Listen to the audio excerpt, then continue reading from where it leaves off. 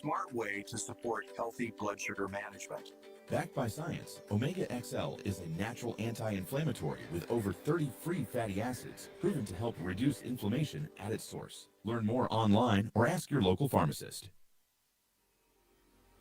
Dust from the Saharan desert, over 6,000 kilometers away, travels across the Atlantic to our little island, filling the air we breathe with tiny dust particles that can trigger an inflammatory response when inhaled into the lungs. Saharan dust travels far and triggers inflammation. Omega XL helps reduce it at the source. Support your body from within. Oh gosh, this place hot. And the AC in this car not working. Check Ryan Air. Ryan Air is ranked among the best in TNT for auto air conditioning service. They specialize in repairing and servicing all makes and models of vehicles and heavy equipment. They also stock a wide range of parts. Give them a call at 640-5828 or visit them at number 41 Kane Farm Road, Hakarigua, or email ryanairac@gmail.com. For prompt and efficient service, look no further than Ryan Air. Your heart does so much for your body, your life, your loved ones. But modern stress, diet, and lifestyle can tip the balance, especially with every passing day. Heart XL delivers high-potency omega-7 palmitoleic acid from sustainable pollock oil to elevate HDL and support a healthy metabolism. Inflammation and low HDL put your heart at risk. Heart XL's omega-7 helps reduce C-reactive protein and support healthy HDL, keeping your heart strong. Heart XL, nourish your heart, sustain your life. When you say TNT's construction boss, then there's only one company, Lacroix Construction Services Limited, specializing in general construction, industrial maintenance, manpower resources, transportation and lifting, and equipment rental, excavators, bulldozers, dump trucks. And thank you so much, Master Control. And of course, we had a little glitches, but that has been worked out. Let me say a pleasant good evening to the newly appointed chairman of the NCRA, Dr. Tim Gopi Singh. Good evening, sir. All right, lost him there a bit. 1 second, because Master Control, give me a few minutes. I'll be right back. When you say TNT's construction boss, then there's only one company, Lacroix Construction Services Limited, specializing in general construction, industrial maintenance, manpower resources, transportation and lifting, and equipment rental, excavators, bulldozers, dump trucks, lighting systems, and everything for your project. We have affordable prices. Call now, 267-0000 or 431-0012. Lacroix Construction Services Limited, TNT's construction boss. Where does disease start? It often begins silently. No pain, no symptoms, just inflammation quietly damaging your body. Our choices: food, stress, pollution, all feed inflammation. Chronic inflammation is the root cause of many modern diseases. You can't go back in time, but you can start addressing inflammation before it becomes disease. All right, got everything. Thank you so much, Master Control. Again, let me welcome the newly appointed chairman of the NCRA, the North Central Regional Health Authority, Dr. Tim Gopi Singh. Good evening, sir. Good evening, Mikey, and good evening to your viewers and listeners. First of all, let me congratulate you on your appointment. I couldn't think of a better individual to, of course, function in such a capacity. Thank you for your kind sentiments. Appreciate it. Yeah. Well, I know for a fact it hasn't been much of a honeymoon. You got into the action immediately, and there are some issues, of course, that may have raised a few red flags. From day one, what have you started to realize? Well, when you go into an organization, there are important critical areas that you have to begin to investigate immediately. And some of these areas, of course, you have to look at the financial situation, the human resource situation, the operations management, and of course the day-to-day activities of the organization and the accountability system within the organization in terms of who are the managers within the system and who report to them and so on. So immediately we set about as a board to the task of understanding where we are, look at the organizational structure, the lines of accountability, and of course, critically important, the financial situation of the organization. Well, all regional health authorities now get approximately, I think the Southwest, the North Central and Northwest get approximately the same amount, about 1.4 billion, and the Eastern Regional Health Authority got about 850 million. So immediately you find out what is your allocation from the Ministry of Health. So all the 4 regional health authorities will get about 4.5 billion out of the 7 billion budget. And where do we spend the 1.4 billion? About 900 million of that go towards wages, salaries, COLA, gratuity, and paying of pensions for the workers. So about 700 in salaries for the general human resource area, and then the other 200 million is made out of all the areas with COLA and wages, the other parts of the wages, gratuity, pensions. So we left with about 400 million to deal with the whole management of provision of goods and services in terms of providing the medical care for the patients. And that will include things like laboratory purchases, cleaning and janitorial services, security, and medical and surgical supplies, and then a host of other things that 300 to 400 have to be spent on. So we try to understand what's the situation with your payables, and immediately I found out that 323 million was being owed by the RHA when we took it over from the last board. And out of that 323, about 295 million of that were 3 months and more, the suppliers were owed. And then of course came when we began to delve deeper into the expenditure, I found out that about 52 million was being spent on security, and another 42 to 43 million spent on cleaning and janitorial services. So then I inquired about the security system, and this is security for the Hospital Eric Williams Medical Sciences, the Mount Hope Maternity, Cora, and ARIMA, and the Chabonas Health Facility, and the St. Joseph Health Facility, and so on. But when we found out that there are about 197 unarmed security guards around in the institution, but the 5 security companies have been running with those security guards over the last, probably, I don't know whether 17 years, since 2007. Oh. I have not been shown a contract where these 5 security firms have been working there providing security services without a tender and without a contract, and spending $52 million. So that raised serious eyebrows in terms of what is happening there. And then when I look and examine how many people we have within the organization checking on these security cards on a day-to-day basis, time-to-time basis during the day, we only have 4 or 5 people inside checking on these guys. So that was found to be really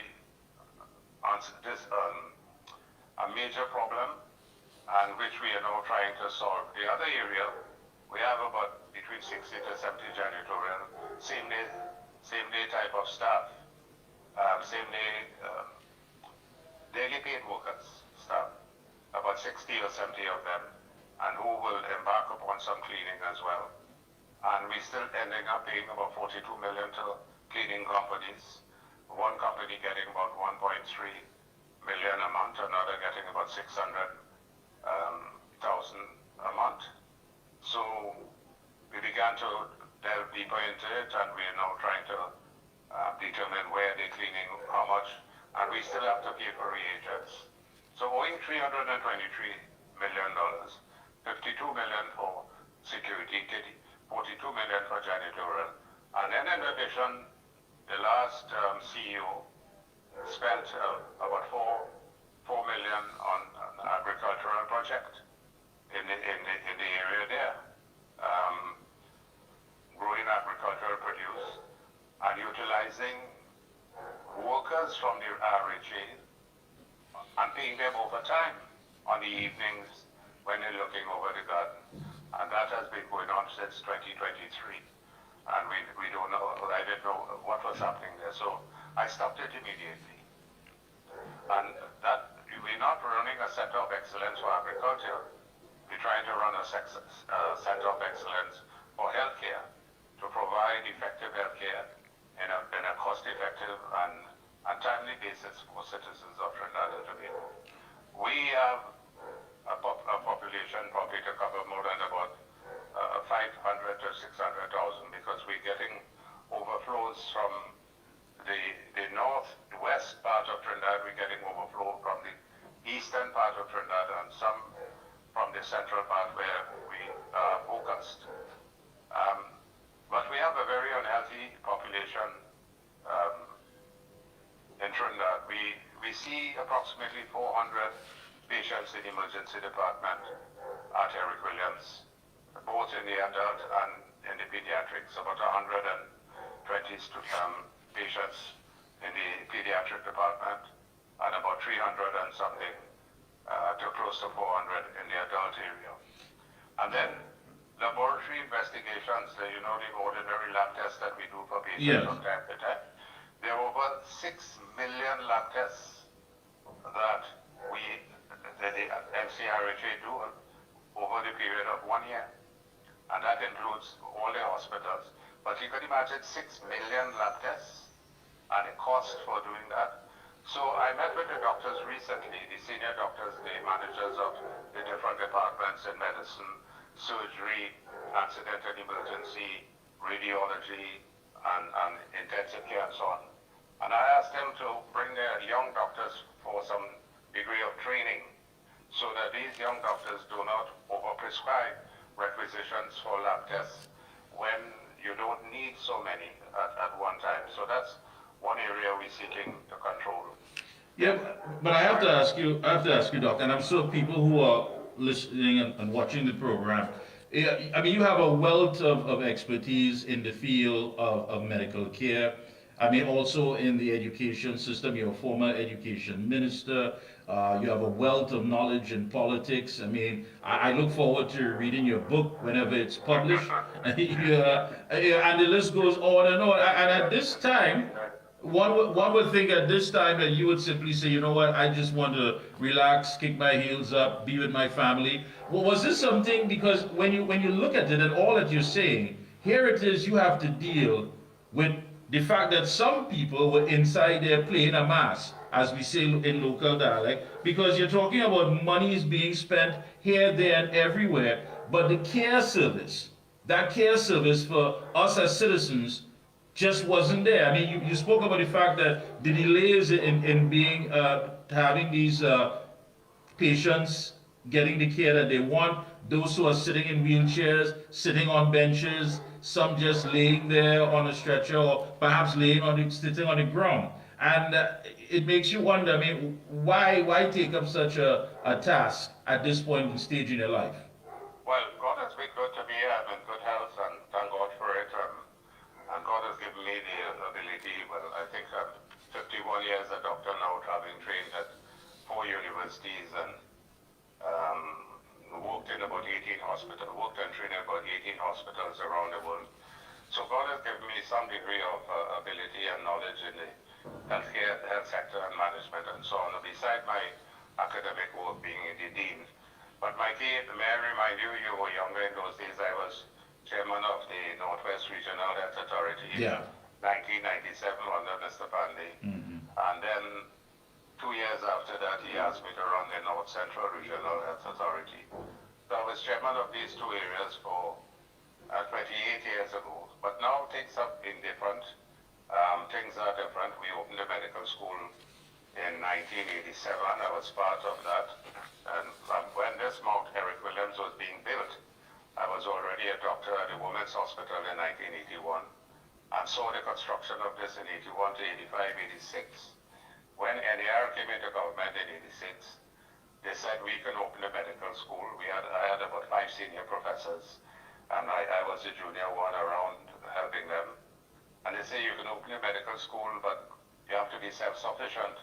So we decided, Professor Melville and Professor Pico and a few of them, God bless their souls, they have all departed. And they decided that they will bring 49% of the students from Manipal University and pay $12,000 US each. So within 4 years we were in the black. And so the medical school started, and then it was like a white elephant in terms of services. And then we started, the authorities at that time decided that they will do executive medical profiles for companies and so on, and then gain a little bit of money to keep the place going.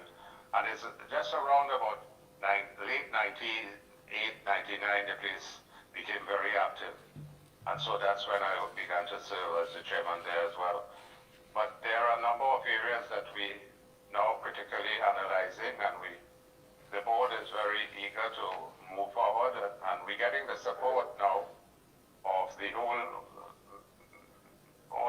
most of the members of staff now are online, and they see for the first time that people are really interested in working with them and seeking out their problems to begin to help them and to assist them in their day-to-day performances to bring more effective and efficient healthcare. So from that perspective, we're getting tremendous support. But let me ask you, how difficult is it, I'm sure it is, to change a culture that has become so normal? I mean, when you talk about the emergency departments, people waiting on wheelchairs, people waiting sometimes on a bench or on the ground. We hear stories about people being dropped off by the ambulance, but the ambulance cannot continue to go out on any other calls because the gurney or whatever that they brought the patient in has to be used while in the emergency department. And so many horror stories. I mean, first of all, how do you try to change this culture?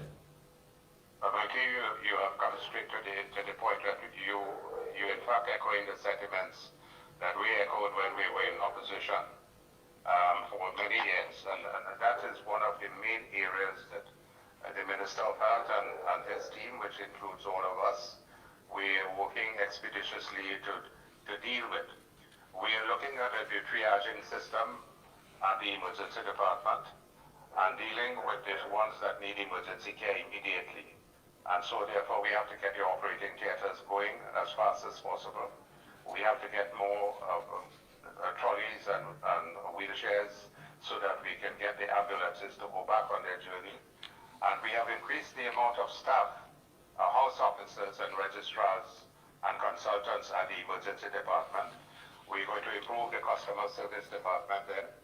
And the medical and surgical supplies, we are now beginning to look into that so that we can provide all the supplies that they need. Now there are problems in terms of the ward. We have 23 wards in Eric Williams. They're divided and they are very filled at most of the times. Yeah. There are some long-staying patients which we'll have to deal with from a social perspective. But cardiology wards, we have 3 cardiology wards, and these wards are always filled because of the high incidence of cardiac disease amongst the population.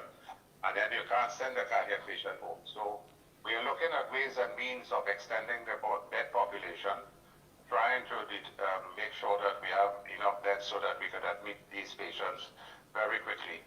But on the other hand, we have more doctors and so on now in the emergency department to deal with the patients. So we're looking at buying more trolleys and so on, and then being able to fix the lifts, because these lifts are now 38 years old and they have not been changed.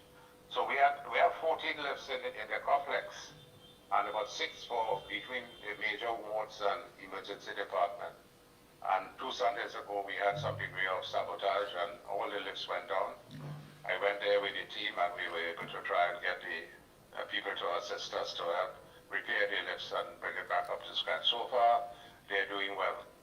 So we're looking at a number of infrastructural issues. The lifts today marks the end of almost 3 days, 2.5 days since we started the implementation of a new transformer from the main grid of the TN-Tech line. Right. We have two transformers. They cost about 6 or 7 million. Massive, huge transformers. And one was not working properly. And the one that we replaced was down. So at any time, the whole complex could have had major catastrophic electrical problems. So we dedicated Friday, Saturday, and today. My last check, I went to see them yesterday. I went with them yesterday. They were working very, very well, and everyone was pleased to see what was happening. And we were on a low voltage load, and now we have increased to the high voltage load. So by tonight, about 9, 10 o'clock, we might be able to tell the country that we are back to normal. They tested out using the CT machines and the MRI machines, which are high voltage equipment, and they're functioning now. So that's one. Then you had the biomedical hazard waste, that whole system went down about 3 weeks ago because of the lack of service. Then the wastewater system is atrocious at the moment, and the freshwater system. So Minister Padarat, I spoke with him, and he's giving me some tremendous help with the electrical and water systems and so on from the public utilities perspective. So you can't, and today that transformer area is the engine room of the hospital, and if that is not working, well, you can't do anything. Patients on in ventilators and so on, patients needing MRI, CT scan, if that transformer system had gone down, we were going to be in some deep trouble. So we took the immediate step to get it done, and thankfully, and thank God, we're getting it sorted out. Meanwhile, the stores department, they are not giving the full cooperation. There are a number of things that we need to get from C40, syringes, gloves, needles, all these things. They are not doing a proper job in keeping these things in stores, but sometimes NIPDEC runs the C40, that's where a lot of the things for the supplies for use in the hospital are stored. And sometimes you call down there, they have been told that they said they don't have any, but they wouldn't write a letter to say that they don't have any. So we have to ask the permanent secretaries and so on whether we can go outside and purchase them and so on. And so I've trying to do an analysis who are the major suppliers of the other things, with the orthopedic equipment, the reagents for the laboratories, and then we're looking at the pharmacy as well. You have quite a lot to deal with. I like how you just mentioned the fact that you have to deal with communicate with the permanent secretaries, because people always have this perception that you could simply request something, demand something, and if you're not getting the feedback, you can send people home. But it doesn't work like that. There's a lot of bureaucracy. There's a lot of channels. There are a lot of things that need to be done before you can even reach to the point of saying, well, all right, what's the issue here? And that in itself is a task. But I also, looking at the fact that we know for a fact that the economy is not doing its best at this time, and we always believe that prevention is better than the cure. Looking at non-communicable diseases, has that message reached to the citizens, understanding that it becomes a burden on the treasury, whether it be hypertension, diabetes, these non-communicable diseases that end up costing us more in the long run? Mickie is speaking like a doctor of years of experience, and congratulations, certainly. So we have 15 health centers, and it has always been the wisdom of the Honorable Prime Minister, Mrs. Bissessar, to focus immediately on the chronic non-communicable diseases in the primary healthcare system to reduce the burden on the secondary and tertiary healthcare system. You would remember during our time between 2010 and 2015, yes, after during the second year, she implemented strong measures to deal with in the primary healthcare system for managing diabetes. Well, first of all, preventing, detecting early and management of these primary healthcare problems of diabetes, hypertension, lung diseases, asthma, things like cancer as well. And so we are now embarking on wellness programs across our regional health authority. I think the last board did some of that. I must congratulate them on that part. And so we're going to continue on that pathway and continue education. But I want to emphasize that as we speak, we have to advise the population they have to take care of their own health.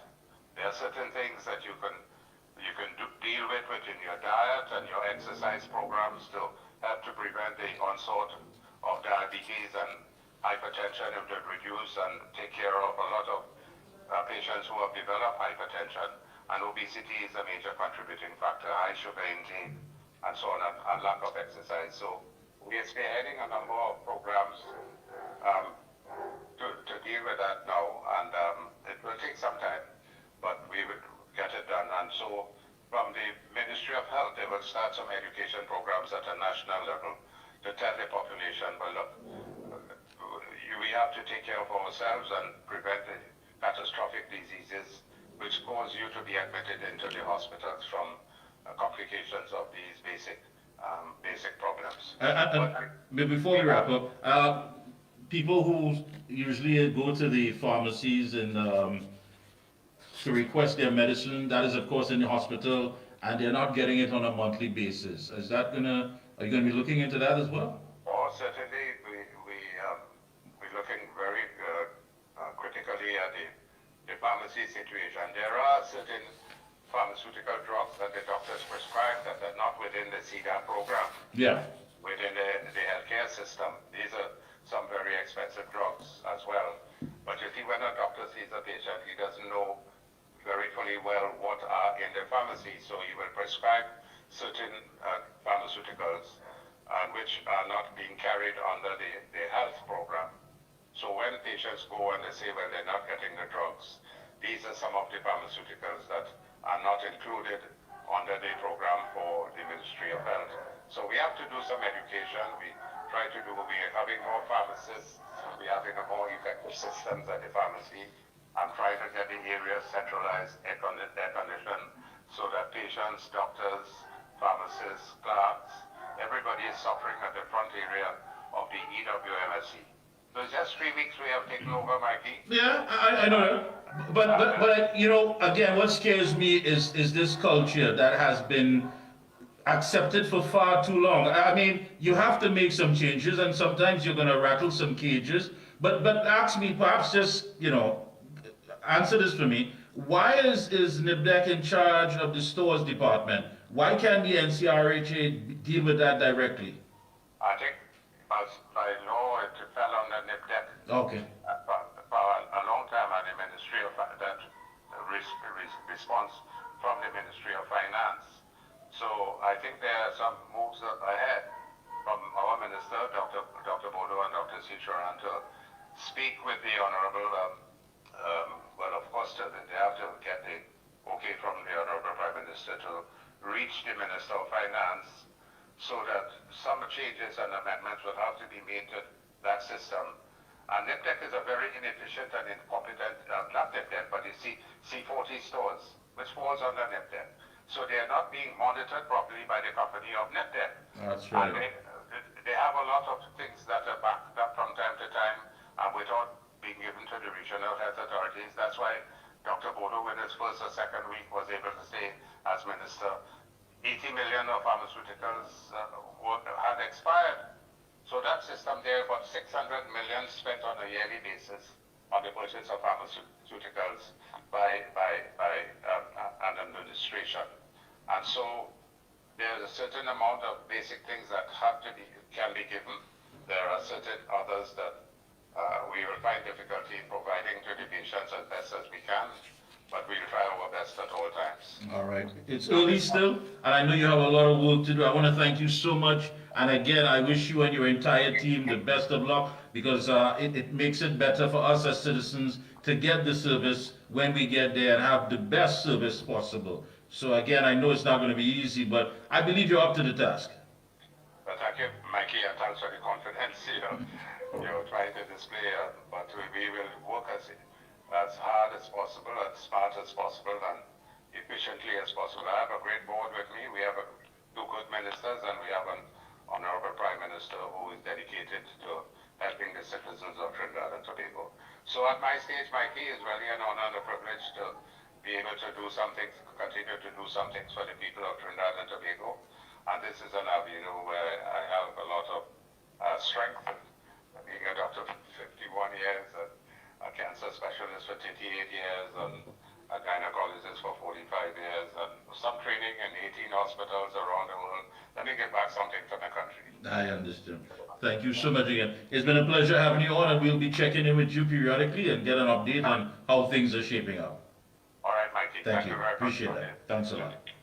Well, there you have it, folks. The newly appointed North Central Regional Health Authority Chairman, Dr. Tim Gopi Singh. When you have these interviews and so much information is coming out, I wonder if people understand that. Do they absorb it, or does it go over their head? I mean, you're talking about the fact that a janitorial service, which is pulling in $1.3 million a month, another one at $600,000 a month, over $323 million is owed to suppliers and contractors.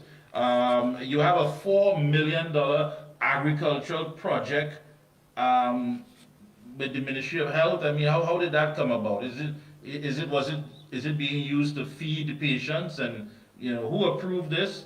And the list goes on, and you have security firms, 197 armed security officers, and they're all over, and that in itself is a big bill, which is about 52 million plus. And you hear all of these things, and these are things that have to be worked out. And while this is going on, and the government is trying to fix things that when you look at it, when you listen to it, when you read it, you say to yourself, my God, somebody played a mask. They played a mask with our money, what belongs to us. And then you have people who are in the back just talking about, I ain't get this yet, I ain't get that yet, what's going on, Harry get, Susan get, this, whatever. What that does nothing for this country, absolutely nothing. If you want to feed your ego, feed your ego. That's all good and well. We're not here to dictate that. But at the end of it all, the government has business that needs to be dealt with, and they have to stand on business. Could you imagine another 5 years, what would have happened with this entire health sector? When you talk about millions in agriculture and things that simply doesn't add up, who got these contracts? When were these contracts written up? He's also mentioned the fact that the board has seen where many of these things have been going on without a tendering process. So somebody was just saying, you take that, and that's our money jumping up. But the healthcare is not what we're getting. We are not getting the kind of care for the value that's being put out. Most of this money seems to be recurring expenses and paying the good old boys. That's all it's about. So again, this really humbles you so you can understand the government has a lot on its plate, and we have to at least understand what needs to be done. When we come back, we'll talk some more. We're talking to financial consultant Vid Siwaram as we get closer to Budget Day. Right here on The Observer, we'll be right back. Your heart does so much for your body, your life, your loved ones. But modern stress, diet, and lifestyle can tip the balance, especially with every passing day. Heart XL delivers high-potency omega-7 palmitoleic acid from sustainable pollock oil to elevate HDL and support a healthy metabolism. Inflammation and low HDL put your heart at risk. Heart XL's omega-7 helps reduce C-reactive protein and support healthy HDL, keeping your heart strong. Heart XL, nourish your heart, sustain your life. When you say TNT's construction boss, then there's only one company, Lacroix Construction Services Limited, specializing in general construction, industrial maintenance, manpower resources, transportation and lifting, and equipment rental, excavators, bulldozers, dump trucks, lighting systems, and everything for your project. We have affordable prices. Call now 267-0000 or 431-0012. Lacroix Construction Services Limited, TNT's construction boss. Where does disease start? It often begins silently. No pain, no symptoms, just inflammation quietly damaging your body. Our choice is food, stress, pollution, all feed inflammation. Chronic inflammation is the root cause of many modern diseases. You can't go back in time, but you can start addressing inflammation before it becomes disease. Omega XL is a natural inflammation fighter clinically researched with over 30 fatty acids and no fishy aftertaste. Available Caribbean-wide at pharmacies and health food stores. Call 1-868-225-0410 for more information. For all top quality and affordable hardware supplies, no one beats Midland Hardware, located number 97 Eastern Main Road, Arouca. Midland stocks the #1 brands in hand tools, garden tools, water taps, power washers, generators, water pumps, kitchen and bathroom faucets, along with face basins and toilet sets, blocks, lumber, steel, sand, gravel and topsoil. Also check out Midland for steel windows and assorted designs of metal curtain rods. Everything for home and business projects. Payments via links, credit cards, online payments, or cash on delivery. WhatsApp 327-7761 or call 646-2144. Open every day from 8 a.m.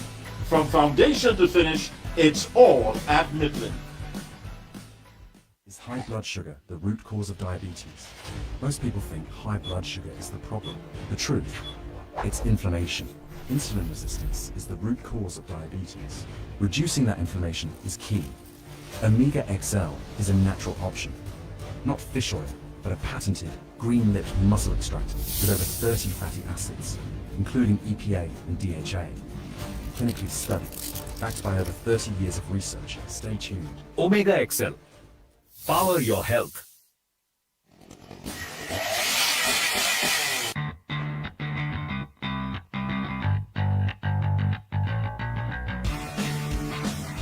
Husqvarna, a global leader in outdoor power equipment, known for its high performance, durable and innovative.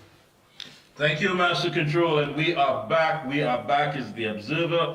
We are back, and we're now talking to financial consultant Vince Siram. His part 2 of this interview. We spoke about, well, not last Sunday, but Sunday before. And let me welcome him. Thank you so much for being here, Mr. Siram. Yes, thank you, Mikey, and good evening to all your viewers and listeners. Thank you. I'm sure Thank you for inviting me. Always a pleasure. Yeah, I'm sure you were listening to the newly appointed NCRHA chairman, Dr. Tim Gopi Singh.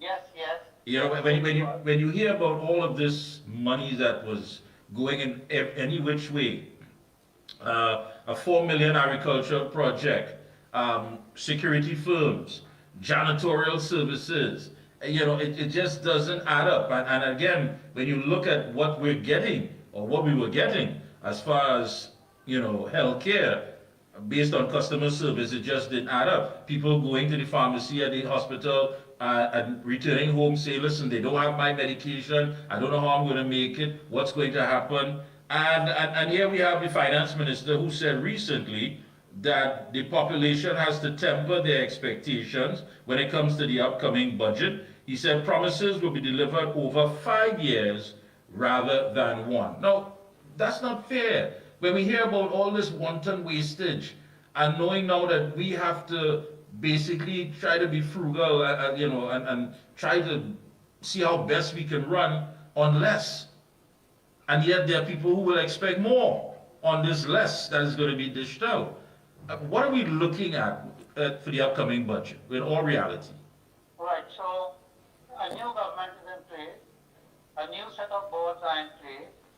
They ought to do an audit of the institution that they're now taking over, and they also have to set policies. They have to look at what questionable transactions took place, whether they were in accordance with policies, and if they were not, then who approved it. And I think they should not miss this opportunity, because what you want to set the stage to set an example for the current crop to back within the wicket and operate within the law, operate within the established policy. So they should not miss this opportunity to investigate these matters, and those who acted outside the policy, they should be personally responsible for all these expenditure, and they must account for it and pay back the money. Because if you act outside of your authority in terms of expenditures and so on, it means to say you have taken a personal decision, hoping not to be caught. And I think the obligation is on the new board and the new management to look at all these transactions and come to some kind of investigative work and come to a conclusion with regards to it, and let the population know. Let the population. Yeah. You know, Yeah. even to hire a consultant, there are procedures involved. There are procedures. So we have to be careful. I saw the gentleman from Tobago getting a 70,000 per month. Wonderful. I suppose all the citizens wish they were so lucky. What exactly did he do? On what basis was he chosen to do that job? And what was the mandate given to him? So we need to know what did Mr. Jack actually produce. So I think I would say with a high degree of confidence that Dr. Tim Singh is a brilliant person, well accomplished, and I think the health service would be in good hands. Would be in very good hands. I agree with you.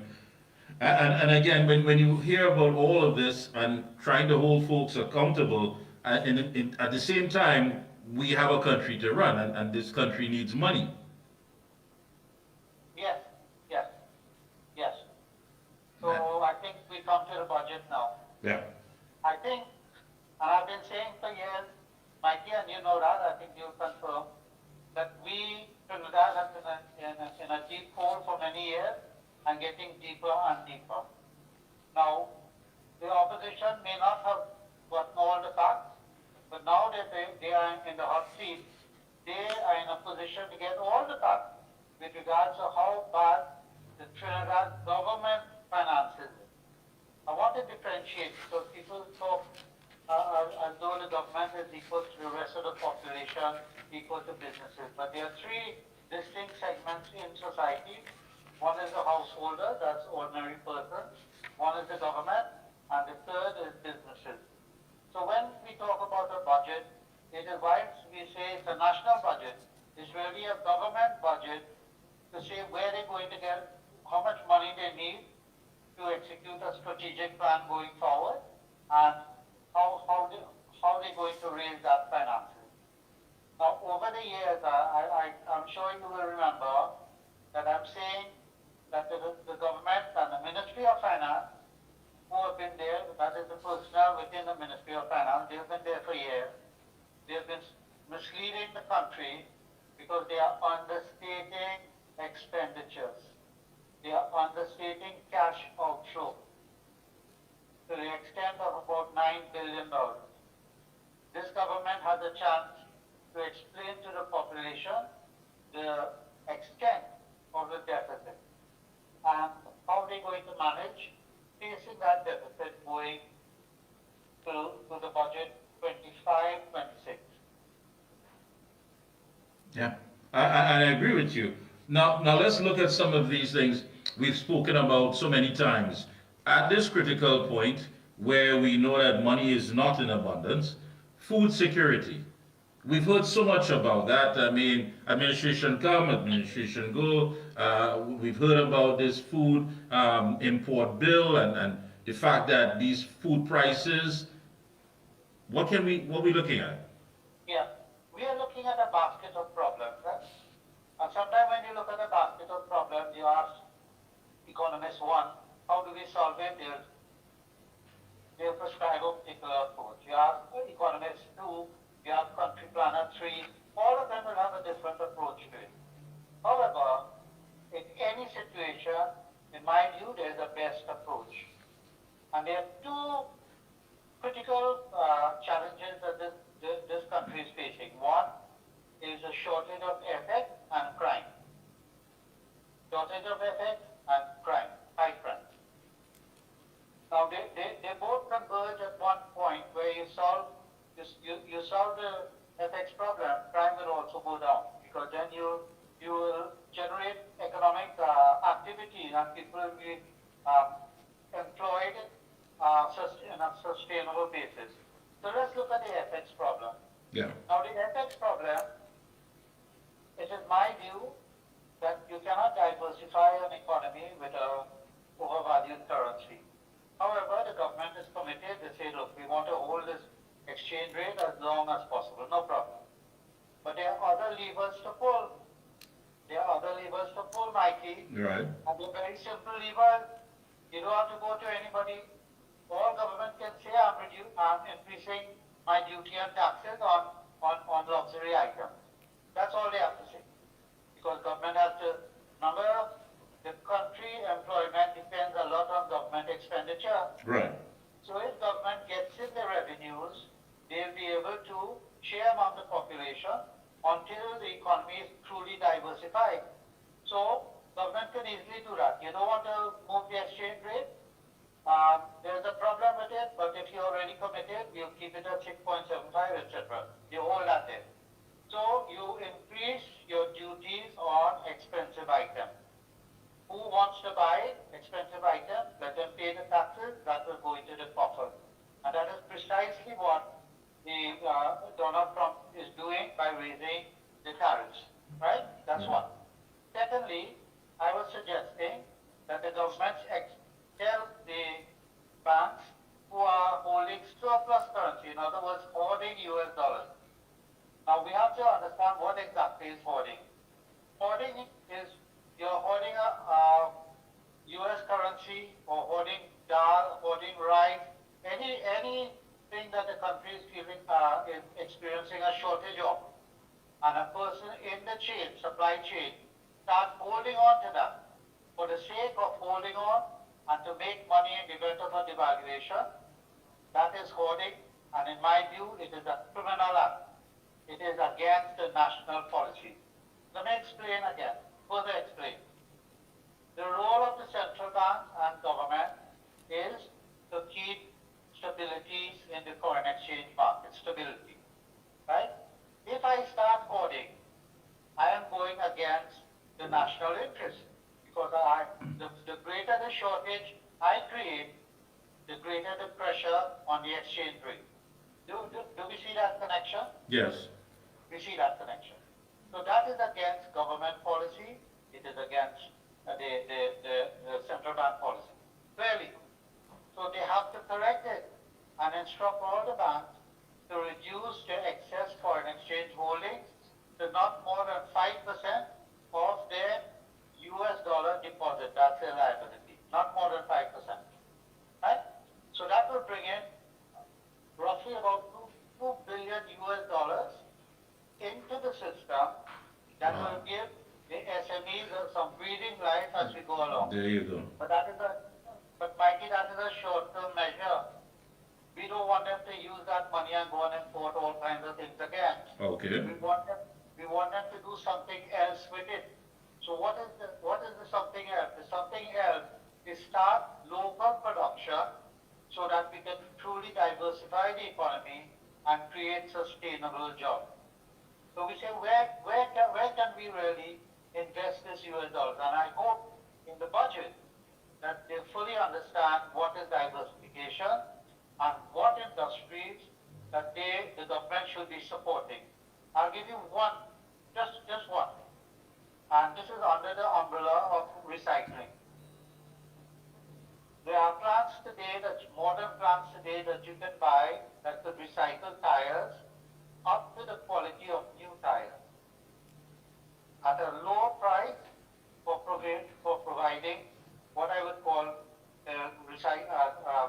recap tires, I would call it new in inverted commas, at a price half the price of what you will import new tires at. What does that do? It puts people back to work in Trinidad. Am I right? Right. So these fellows are going to collect tires. It's about 1 billion tires. 1 million, sorry, not a billion. 1 million tires we throw away every year. We throw it away. So we'll pick up all that, clean up the environment, recycle those tires by recapping it, and we're going to save about 50 to 70% of foreign exchange by buying new tires. And we create sustainable jobs in Trinidad. So that's just one item I gave you. But there's so many things that we can recycle.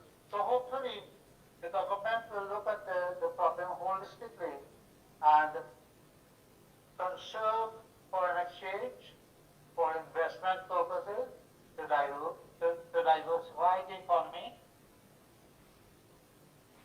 Okay. and create sustainable jobs going forward. Does that make sense now? That makes a lot of sense. Makes a lot of sense. So what is it we can recycle? Mickie, you can recycle virtually everything. There's a group, there's a group of young university graduates in Delhi. They decided that people are smoking their cigarette and throwing away their zoot all over the place. Do you know they decided to put collection bins and they're recycling that into usable products? Let me go further. In Angola, this is in south, western part of Africa, southwest Africa. In Angola, this woman started off a recycling plant to recycle human waste, and that is converted back into water that you can utilize for irrigation and also for fertilizer. There's no smell, there's nothing like that, right? So that particular raw material is recycled to a point where it is usable and it is user friendly and it goes into the production of agriculture. So I'm saying that too many exciting things to be done, and I look at Trinidad, the future of Trinidad, very bright. It's just that we do not have to reinvent anything. Research the world, look around the world, see what. I want to agree with you, and I'll tell you why I agree with you fully on what you're saying.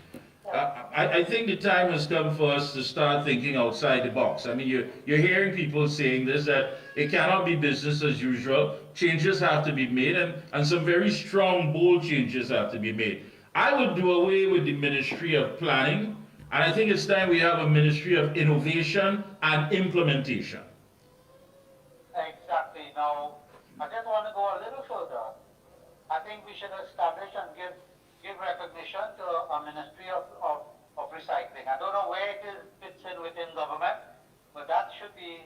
Well, I think that should come under innovation. The thing about it is that we have to show the world, and especially our nationals who live abroad, that we are open for business. And we're open for business based on their skill set that they have been able to acquire throughout the years, living in North America, living in Europe. Many of our people are out there on the global market competing. And I think if we open doors and say, listen, come home, we'll assist you with housing, we'll assist you with ground transportation, we'll assist you if you have young children, getting them into schools, but we're asking you for time, we're asking you to make that investment, to come home, be part of this, and perhaps we should look at 5 or maybe 4 different categories.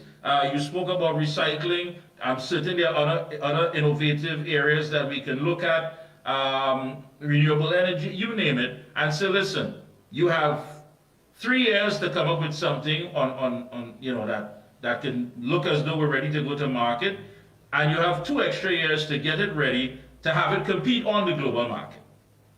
That's correct, Mikey. So let's say we set another target to be self-sufficient in food over the next 5 years. Right. Now, I saw a list, it was published by whoever did the study. And do you know Guyana is changing now? Guyana is changing now. Guyana is going to become like Trinidad, and we are going to become like Guyana 10 years ago. But Guyana supplies 94% of its own food. 94%. Israel supplies over 90% of its own food, and they live mostly in a desert.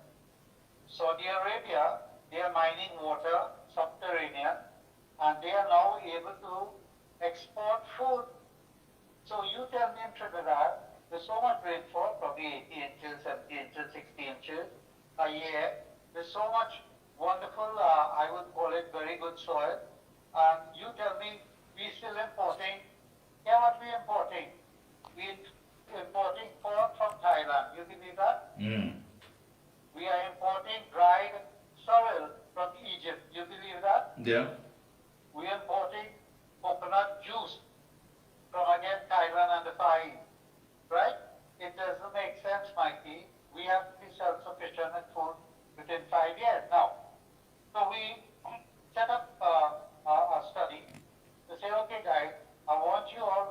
3 months, 90 days, to come up with a program, first of all, in terms of a menu, so that we Trinidadians will say, wait a minute, we can start buying local products to prepare menus at home and at school, the school feeding program, and using all local products. So, these things, we have to be very targeted and very optimistic that it can be done. Suppose we invite a competition among the local population, among the ladies at home, to come up with a menu for the week, or even for the day, purely local dishes. Now, that competition, we will evaluate that competition based on its nutrition content, its taste, etc., presentation, etc. Don't you see that we will get the population excited? That is the mothers at home. Mothers at home are the ones who create all the energies in society at the end of the day, True. And if we can get them participating, you will be surprised to know how much valuable solutions are being created for the welfare of Trinidad. And Tobago, of course, because Tobago, they are a little behind us in terms of adhesion to local dishes. So they'll be a fantastic contributor to such an exercise. Do you know as well, we speak about health. We are trying more and more hospitals. Should we be looking at preventative medicine? In many countries, all these fast foods are not allowed, You won't see a Kentucky Fried, you won't see a Pizza Hut, you won't see all these fast food chains. They just don't have it. And we can say, okay, let us look at it too and probably limit the exposure to these things. So Mikey, I am looking at a very important budget that must address key issues and give us direction. Give the country direction as to where we are heading over the next 5 years. And I'm being very optimistic. I hope that the government meets that challenge. I hope so as well. Again, it's always a pleasure to have you on. When the budget, of course, has been presented, I hope to have you back on and we look at it and see exactly what's happening as far as the economy and the direction that this administration is clearing for us. So that's very important. And again, some very, very low-hanging fruits. I mean, when you think about it, it's just a matter of saying, listen, let's do what has only been spoken about in the past. Let's actually start implementing many of these programs. And I think we will see a change in that. Thank you so much again. Any closing comments? No, thank you, Mikey. I think there's a great anxiety in the air with regard to this budget. And let's wait a few weeks again, and then we take it from there. All right. Thank you so much again, Mrs. Kerr. Keep up the good work. Thank you so much. Thank you. Take care. There you have it, folks. Financial consultant Ved Siraram, and he's right. I mean, a lot of these things, and as I mentioned, these are things that we can invite nationals who have been out there, who have studied, who are actually running their business. Let them know that you can come home. Your home is open for business. Bring your ideas, bring your expertise, bring your skills, and let's see how we can just pinpoint some of these areas and say, listen, you have a time period. If you need assistance for housing, because listen, we have people that come to this country to do business, and at the end of it all, how much do we really benefit? And it's time that we start dealing directly with our nationals who understand and who really and truly want to give back to their country of birth. So take advantage of that, lay out some of the factors, lay out what we want, what we expect in return, and let the world know we're ready to do business. Take a short break. When we come back, attorney at law, Kyle Takak Singh, right here on The Observer. We'll be right back. Your heart does so much for your body, your life, your loved ones. But modern stress, diet, and lifestyle can tip the balance, especially with every passing day. Heart XL delivers high-potency omega-7 palmitoleic acid from sustainable pollock oil to elevate HDL and support a healthy metabolism. Inflammation and low HDL put your heart at risk. Heart XL's omega-7 helps reduce C-reactive protein and support healthy HDL, keeping your heart strong. Heart XL. Nourish your heart. Sustain your life. When you say TNT's construction boss, then there's only one company, Lacroix Construction Services Limited, specializing in general construction, industrial maintenance, manpower resources, transportation and lifting, and equipment rental, excavators, bulldozers, dump trucks, lighting systems, and everything for your project. We have affordable prices. Call now, 267-0000 or 431-0012. Lacroix Construction Services Limited, TNT's construction boss. Where does disease start? It often begins silently. No pain, no symptoms, just inflammation quietly damaging your body. Our choice is food, stress, pollution, all feed inflammation. Chronic inflammation is the root cause of many modern diseases. You can't go back in time, but you can start addressing inflammation before it becomes disease. Omega XL is a natural inflammation fighter clinically researched with over 30 fatty acids and no fishy aftertaste. Available Caribbean-wide at pharmacies and health food stores. Call 1-868-225-0410 for more information. For all top quality and affordable hardware supplies, no one beats Midland Hardware, located number 97 Eastern Main Road, Arouca. Midland stocks the #1 brands in hand tools, garden tools, water taps, power washers, generators, water pumps, kitchen and bathroom faucets, along with face basins and toilet sets, blocks, lumber, steel, sand, gravel and topsoil. Also check out Midland for steel windows and assorted designs of metal curtain rods. Everything for home and business projects. Payments via links, credit cards, online payments, or cash on delivery. WhatsApp 327-7761 or call 646-2144. Open every day from 8 a.m. From foundation to finish, it's all at Midland. Is high blood sugar the root cause of diabetes? Most people think high blood sugar is the problem. The truth, it's inflammation. Insulin resistance is the root cause of diabetes. Reducing that inflammation is key. Omega XL is a natural option. Not fish oil, but a patented green-lipped muscle extractor with over 30 fatty acids, including EPA and DHA. Clinically studied, backed by over 30 years of research. Stay tuned. Omega XL. Power your health.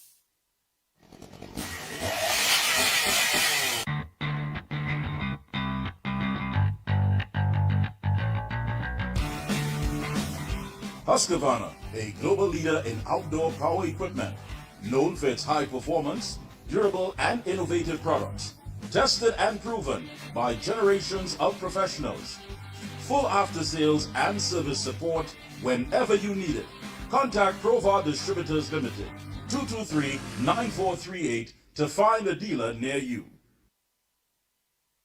If you live with diabetes, your pancreas works overtime every single day. Between our rich foods and busy lives, chronic inflammation can sneak in, stressing the pancreas and raising the risk of complications. Over time, inflammation can damage these cells, making blood sugar harder to control. Protecting your pancreas from inflammation is a smart way to support healthy blood sugar management.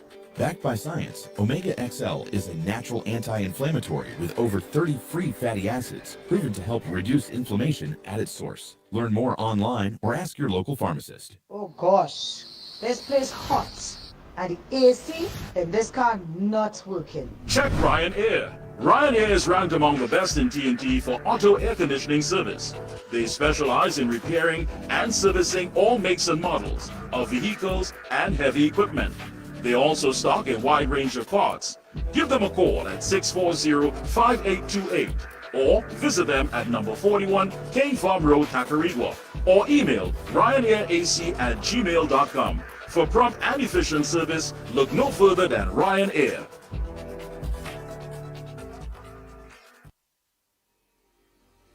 Dust from the Saharan desert, over 6,000 kilometers away, travels across the Atlantic to our little island, filling the air we breathe with tiny dust particles that can trigger an inflammatory response when inhaled into the lungs.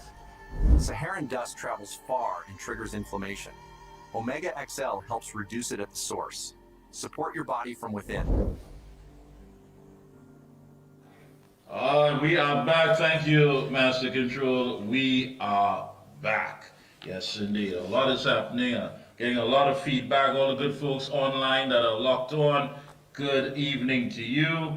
And I know that we do have the holiday coming up next week. So, in advance, Happy Republic Day to you all.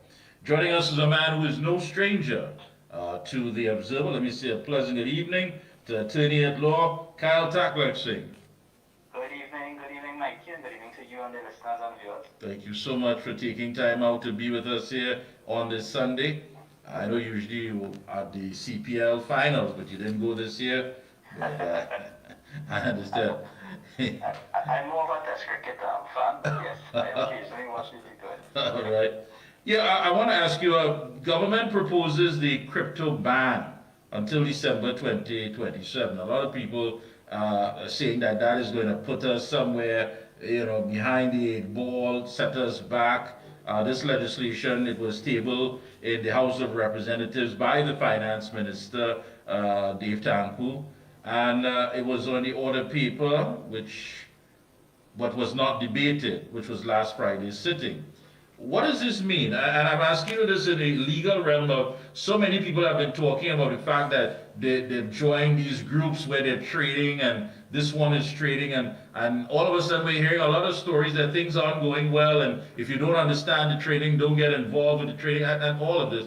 I mean, basically, what are we looking at here? Well, currently the strict guidelines and regulations as to how, let's put it simply, very strict guidelines as to what constitutes currency and how you're supposed to have exchangeable bills and transactions to be done. That is strictly regulated by the central bank, strictly regulated by several pieces of legislation, and for good reason, right? You must have your currency and those types of matters properly regulated and supervised. What we have is proposed legislation that is on the order paper that clearly the new government is looking at, and it would want to ensure that the right provisions are contained in the bill and it caters for the modern challenges of cryptocurrency, etc. And I think the position stated by the government is a prudent one. Let's make sure we get this right. Let's ensure that all circumstances are catered for when we speak about currency, cryptocurrency, blockchain technology, all of these other issues which require proper regulation. I mean, the way the nature of technology is that it changes almost at a daily pace, and therefore, in order to capture the concerns and the risks that persons may have when they enter these types of transactions and investments and using these types of trading material, you want to ensure that you capture it properly. So there is legislation on the table. I'm sure the government wants to look at it carefully. And before we move forward, we have proper consultation, much like the Standing Ground Bill, much like the general approach of this government. And let's come with a product to ensure that everybody, all of citizens' rights and interests are protected, and that the government is supervising it in a way that doesn't intrude on private matters, on private capital, but is also ensuring that no one is taken advantage of. Yeah, there are folks who would say, listen, a lot of this trading is done abroad, so it shouldn't be of any concern to the authorities here in Trinidad and Tobago. From a legal perspective, is it, and what governs the fact that for the FIU, or should I say the Stock Exchange Commission, to get involved? There has to be something that would get them to say, listen, we have the authority to govern this, whether you're trading abroad or whatever. Well, again, the central bank governor, the Minister of Finance, the Stock Exchange, Security and Exchange Commission, they have very, very wide and vast powers to regulate the way things are traded on the stock exchange, currencies exchange, and anything dealing with monetary policy. That is very, very technical legislation, highly technical legislation.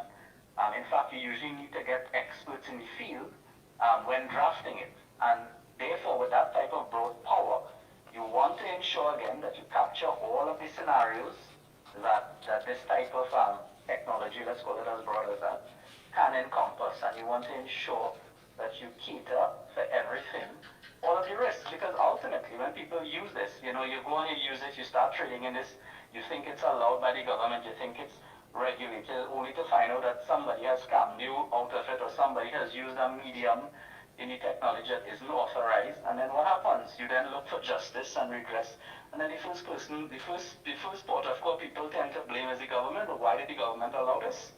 So, I think a reasonable and prudent government is going to have to look at this challenge, look at it carefully, and ensure that the legislation is in place to regulate it. I mean, it's much like, to draw an analogy, it's much like AI technology now.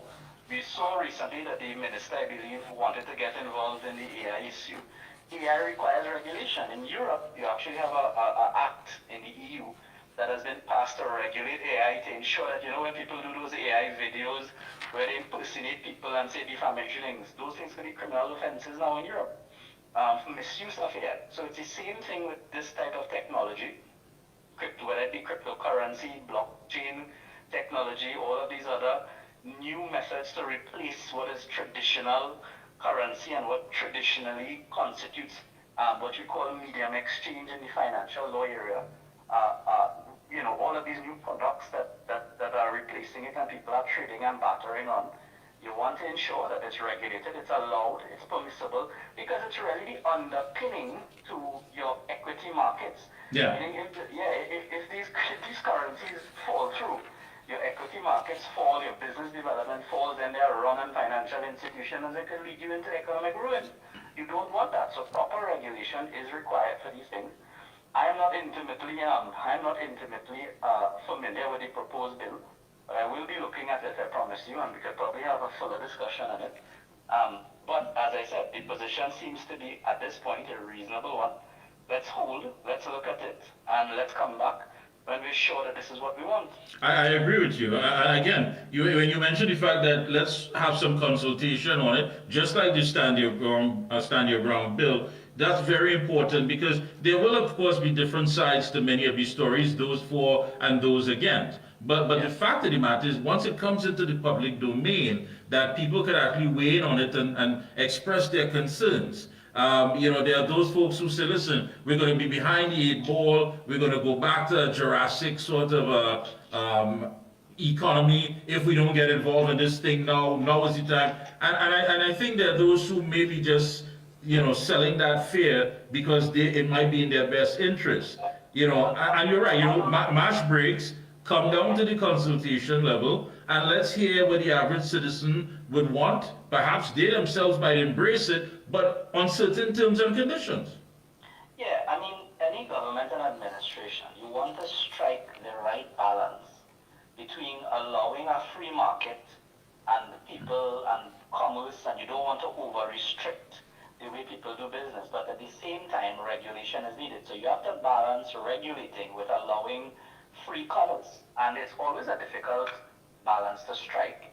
In terms of this cryptocurrency, we've seen it develop around the world.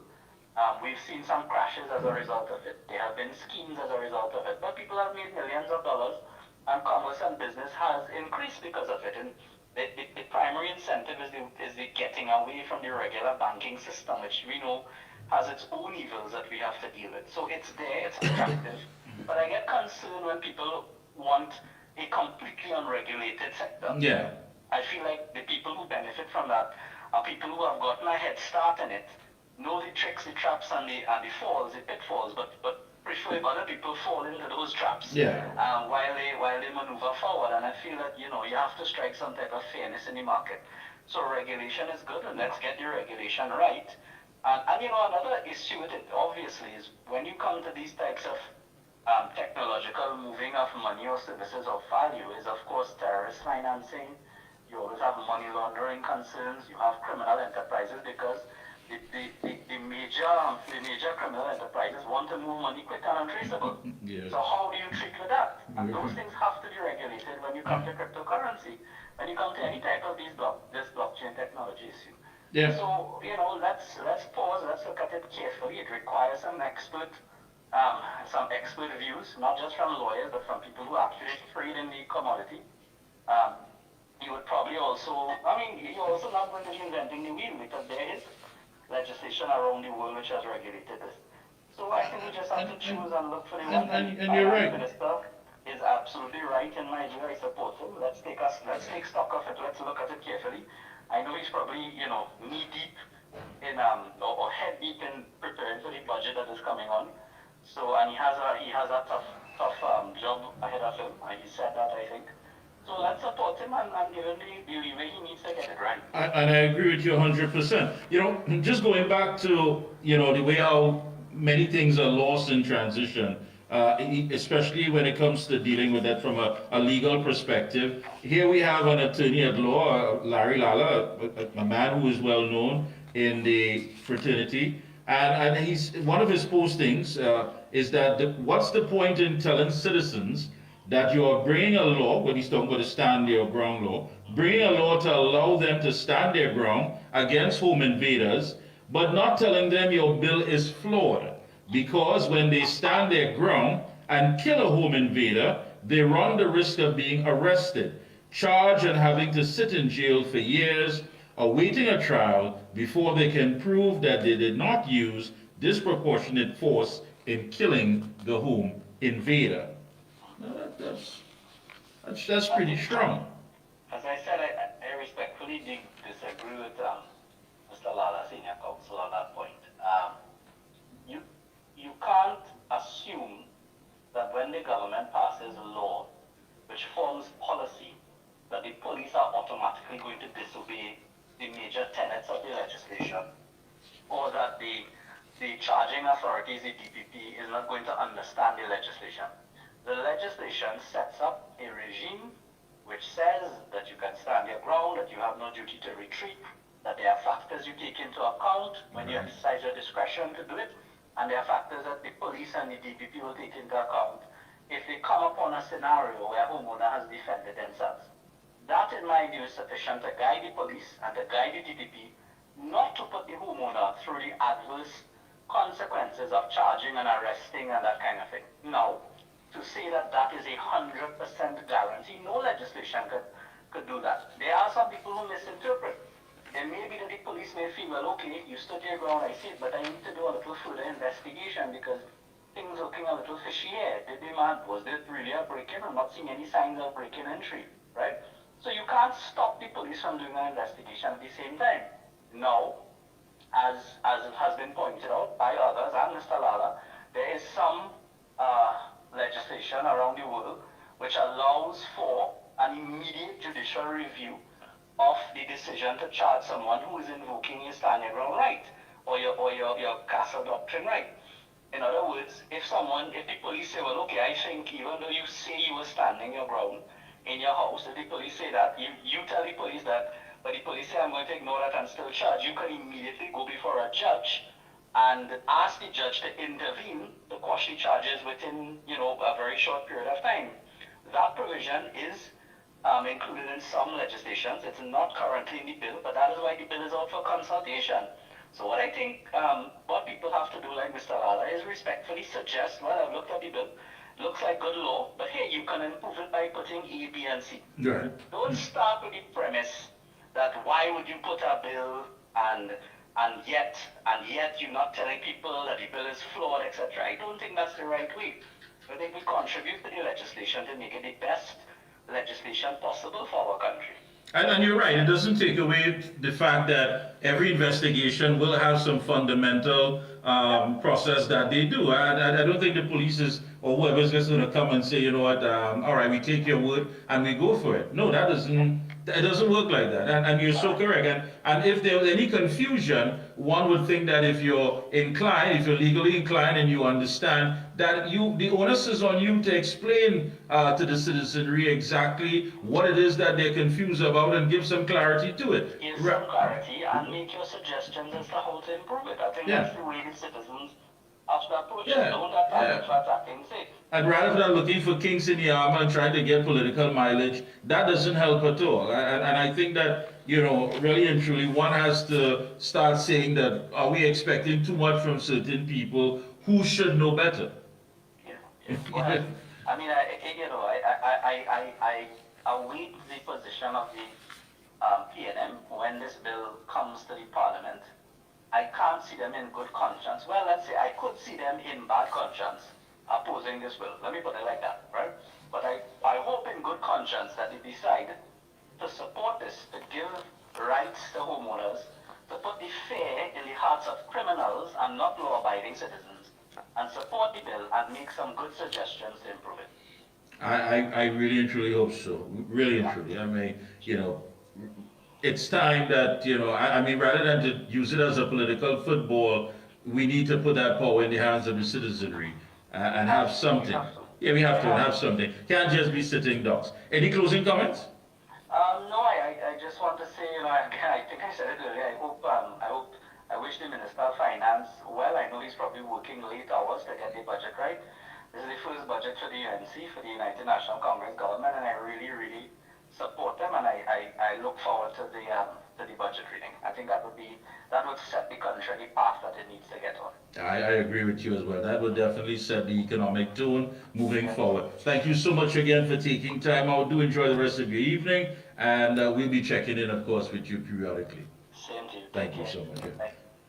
Up next, we have the Parliamentary Secretary in the Ministry of Sport, Senator the Honorable David Nackett. And again, there's a lot taking place, and there's so much that we need to focus on in order to get this thing right. This is not the time for personal egos and personal interests and about yourself. It is about asking the key question that all of us have a responsibility to ask, and that is, am I the citizen I need to be for the country that I want? You want change. You want things to be different. You ask for change. We go to the polls.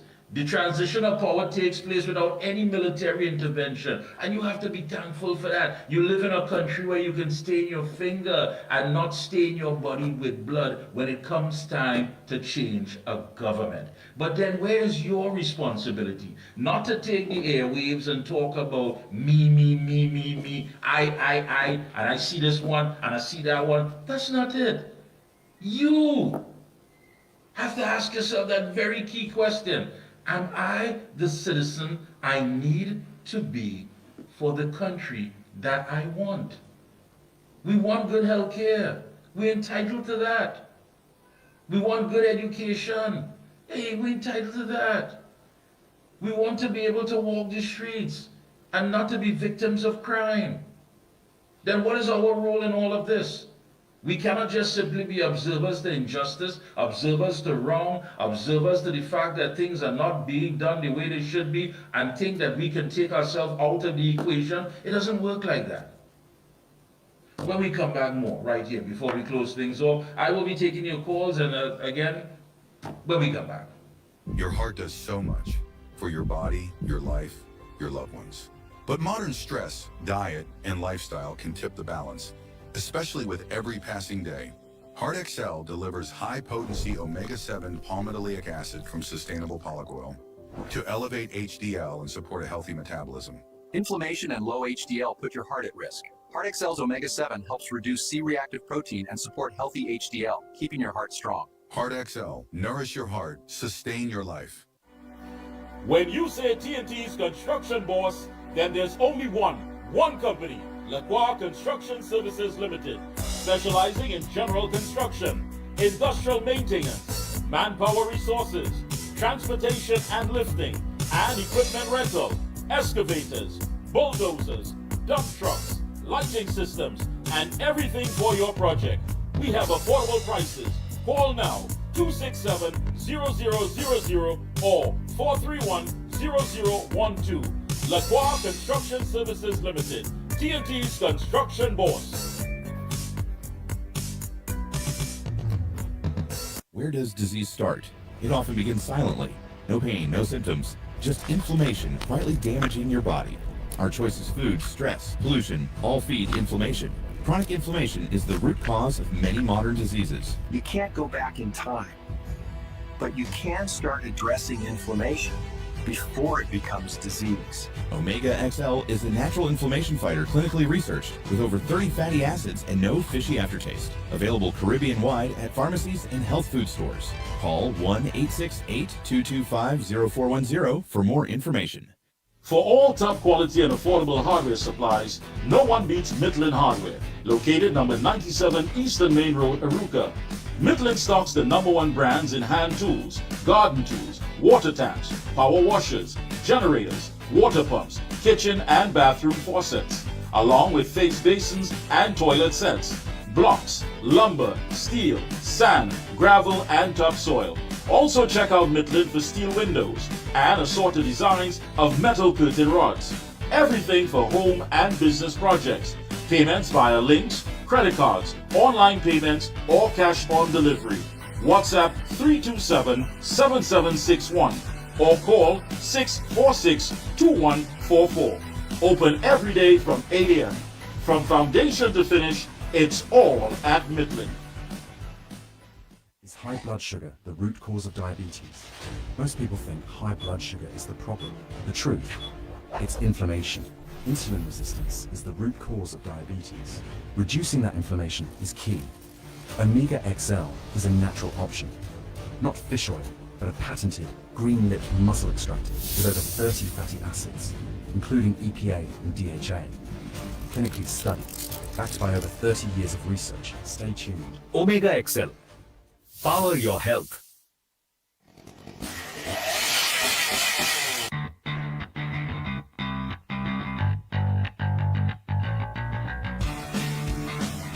Husqvarna, a global leader in outdoor power equipment, known for its high performance, durable and innovative products, tested and proven by generations of professionals. Full after sales and service support whenever you need it. Contact Provar Distributors Limited, 223-9438 to find a dealer near you. If you live with diabetes, your pancreas works overtime every single day. Between our rich foods and busy lives, chronic inflammation can sneak in, stressing the pancreas and raising the risk of complications. Over time, inflammation can damage these cells, making blood sugar harder to control. Protecting your pancreas from inflammation is a smart way to support healthy blood sugar management. Backed by science, Omega XL is a natural anti-inflammatory with over 30 free fatty acids, proven to help reduce inflammation at its source. Learn more online or ask your local pharmacist. Oh gosh, this place hot. And the AC in this car not working. Check Ryan Air. Ryan Air is ranked among the best in TNT for auto air conditioning service. They specialize in repairing and servicing all makes and models of vehicles and heavy equipment.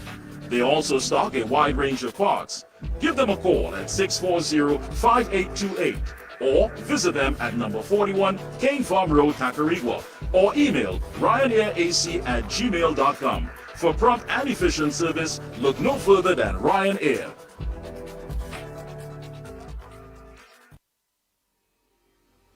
Dust from the Saharan Desert, over 6,000 kilometers away, travels across the Atlantic to our little island, filling the air we breathe with tiny dust particles that can trigger an inflammatory response when inhaled into the lungs. Saharan dust travels far and triggers inflammation. Omega XL helps reduce it at the source. Support your body from within. Your heart does so much for your body, your life, your loved ones. But modern stress, diet, and lifestyle can tip the balance, especially with every passing day. Heart XL delivers high-potency omega-7 palmitoleic acid from sustainable pollock oil to elevate HDL and support a healthy metabolism. Inflammation and low HDL put your heart at risk. Heart XL's omega-7 helps reduce C-reactive protein and support healthy HDL, keeping your heart strong. Heart XL, nourish your heart, sustain your life. When you say TNT's construction boss, then there's only one company, Kerr Construction Services Limited, specializing in general construction, industrial maintenance, manpower resources, transportation and lifting, and equipment rental, excavators, bulldozers, dump trucks, lighting systems, and everything for your project. We have affordable prices. Call now, 267-0000 or 431-0012. Kerr Construction Services Limited, TNT's construction boss. Where does disease start?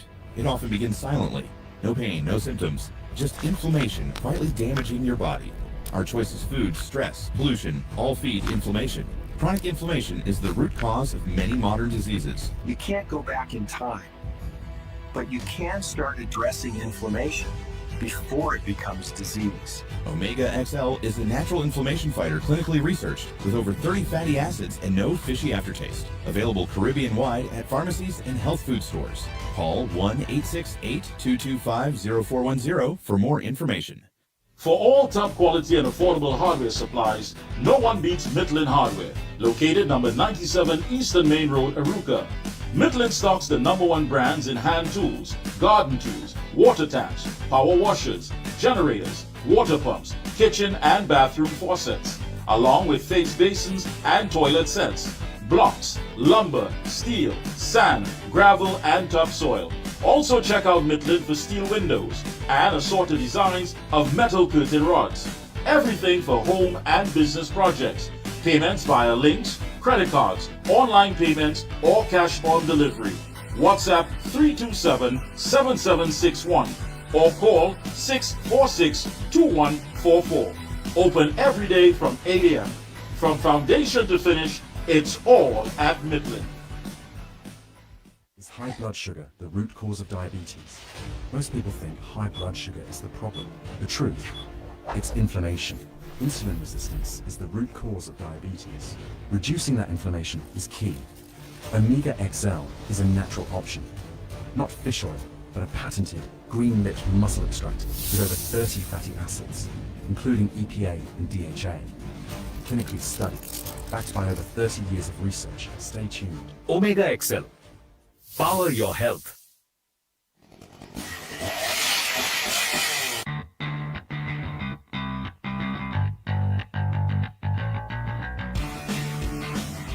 Husqvarna, a global leader in outdoor power equipment, known for its high performance, durable and innovative products, tested and proven by generations of professionals. Full after-sales and service support whenever you need it. Contact Provar Distributors Limited, 223-9438 to find a dealer near you.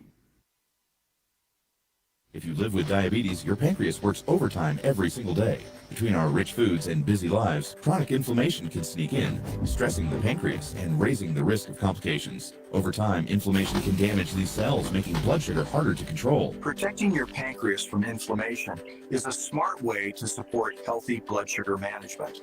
Backed by science, Omega XL is a natural anti-inflammatory with over 30 free fatty acids, proven to help reduce inflammation at its source. Learn more online or ask your local pharmacist. Oh gosh, this place hot. And the AC in this car not working. Check Ryan Air. Ryan Air is ranked among the best in TNT for auto air conditioning service. They specialize in repairing and servicing all makes and models of vehicles and heavy equipment. They also stock a wide range of parts. Give them a call at 640-5828 or visit them at number 41 Cane Farm Road, Tacarigua, or email ryanairac@gmail.com. For prompt and efficient service, look no further than Ryan Air. Well, thank you, Master Control. Thank you so much. All right, we have been trying to get the parliamentary secretary in the Ministry of Sport, the Honorable Senator David Naked. He did send a message. He is trying to finish up on something. In the meantime, however, tomorrow there's a press conference that's going to be headed by Alan Ferguson, the president of the Scrap Iron Dealers Association. That word, scrap iron, anyhow. Good evening, President. Good evening to you and your viewers and your listeners, Mickie. How are you? Good. Always good to hear from you, a hard-working man like you, a man who really and truly loves Trinidad and Tobago. I know when you're having your press conferences, you stand up there and you pontificate the points, and people are asking what to expect tomorrow. Well, Mickie, the thing about the association, we just want the public to know where we at and where we intend to go and how we intend to work with this new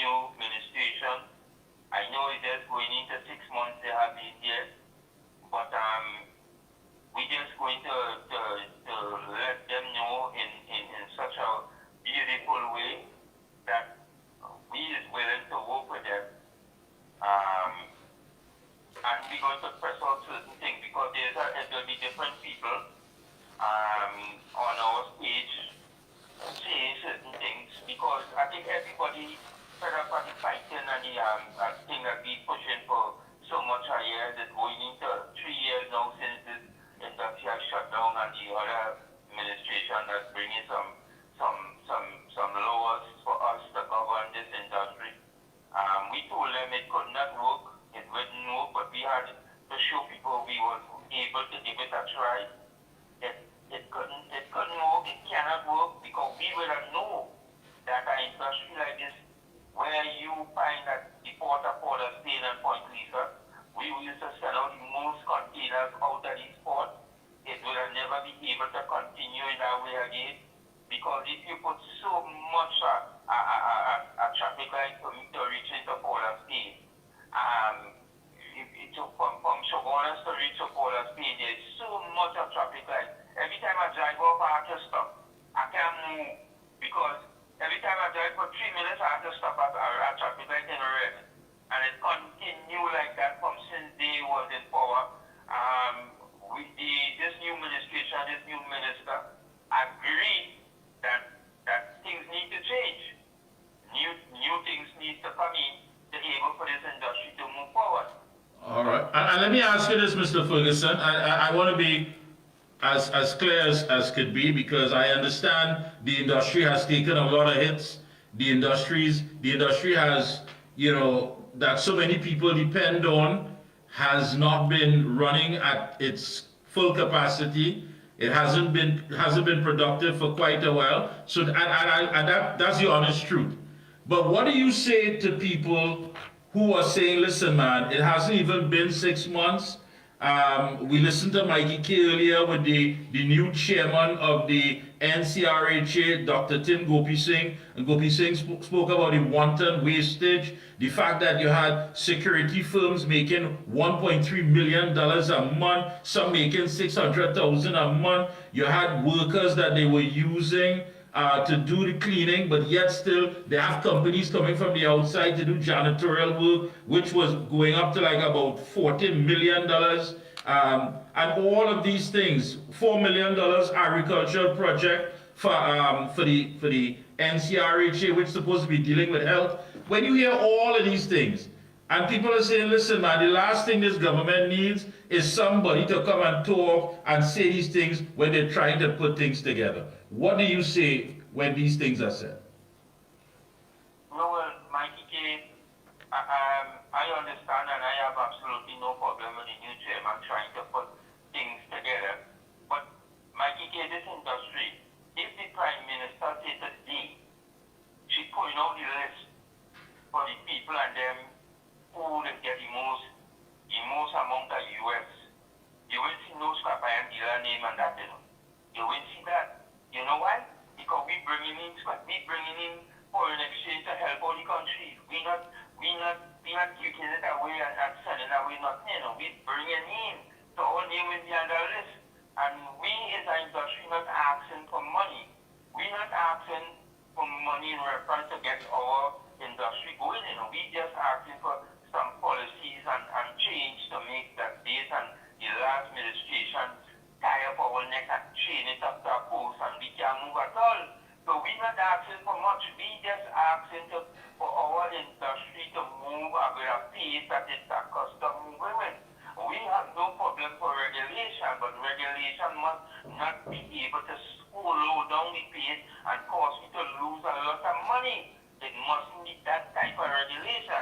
It must be things to be able for us to continue doing our trade and doing our business. Not for when I work for a week, I have to wait for 2 months again to sell again. I don't think no businessman, nobody in this industry would say that if I is a private sector, I cannot do business on a Saturday. You have to understand it, that it has so much regulation, so much of problem for us. So all we asking for, we're going to ask them tomorrow, is to work with us to get this thing rolling. We're not going to demanding nothing is that we deserve. We asking things that the Prime Minister wants companies and things to do, help Trinidad and Tobago put out things that we could employ thousands of people, do things that we could bring in income.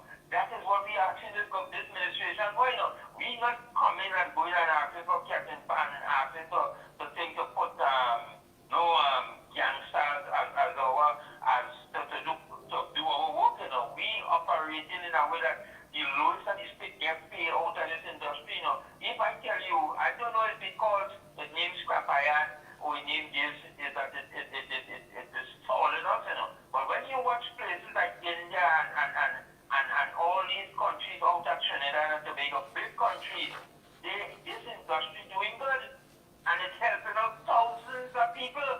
And I don't know why in Trinidad and Tobago, Mikey, let me tell you something if you don't know that. Out of 150 something yards was operating in this country. Mm-hmm. You know how much yards operating now? How many? Mikey, less than 25. Less than 25. And tomorrow, if you're listening, people listening in this conference, I will break down all the figures and break down what it is taking place. And I have something to announce tomorrow that Trinidad will shut. But I don't want to say much more here now. But what I can tell you, listen to what we have to say tomorrow in reference to this industry. We don't want the government to listen to people who seems to benefiting out of how this industry shut down and benefiting. We don't want the government to listen to the naysayers and the mouth sayers and the bad mouth ones and the evil one mouth to do nothing to help the country. Do nothing to help the country more than benefit their own self. That is what we don't want. So we need to come out and talk. You understand, Mikey? Yeah. Very strong. No, so what we're talking about here is really chalk and cheese, because you have an administration who currently is at least receptive. They're willing to dialogue. But again, they may be missing some things that need to be highlighted, compared to the past administration that simply said, you know what, shut it down, close up. We don't care who can't send the children to school, we don't care who have to eat, we don't care who's depending on this industry, just shut it down. Am I correct when I make that assessment? Yes, and Mikey, I am not, you know, I am playing out of the politics, but what I could tell you, when in 2012, when we had some problem in this industry, they had bring us and we had to sit down with them. And you know, from zero, we going up to 10 based on all the discussion, because they was listening to what we say, right? And when they listen to what we say, we was moving on in such a way, and we was able to build between 2012 to 2022. This industry moved from people pulling things in hand, container in hand, to people pulling container in machinery and moving material instead of the hand with equipment. We moved from all of that. When I came in, we had zero all of these things. And we take this industry from zero and bring it to something. So we understand what we need to take this industry to take it, to bring it to high world standard, a way that we could be able to do things for the Caribbean. And people misunderstand Trinidad and Tobago in this industry. We discover the whole Caribbean is set up. We, the people in the Caribbean, just come here and bring the material, and when they leave in the making, buying things that came back to them. Why we don't want to benefit out of our industry that do so much for Trinidad and Tobago? Why we holding it up? Why we holding it up? Tomorrow we will know why. Why? Tell us what. The government's not aware of some things, you know. We need to tell them. And I mean, friends and people in my industry, we will be there tomorrow to tell them we cannot run an industry the way we're running. They need to fix it. And we don't have time, you know. Because I will tell Trinidad and Tobago based on time. We don't have time again. Because we're not asking for money. We are asking to help. And if somebody asking to help, you bring them in. Because they're honest and they want to help. That's all we're asking for. Let me ask you exactly, tell us what time tomorrow and where exactly? No, well, the location, the people could look out to view in our Facebook page. The links will be out. The links you go to our Facebook page, you will see it. It's not the news conference is not invited to the public, because the way we keep it is a news conference. It's not thing to the public, but people could view it online. There are certain people that we invite, and we look forward for people listening and understanding the direction we go in. You know, Mikey, And what time? We start at 10 o'clock, and this one we start at 10 o'clock. We started so you can view go to our Facebook page and view it at 10 o'clock. It will be also, and if you check our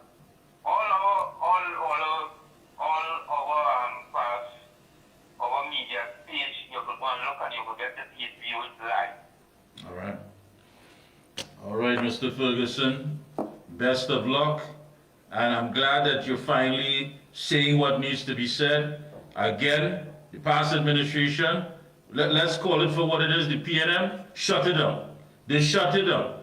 They didn't care about the consequences. That industry was hit, and it was hit hard.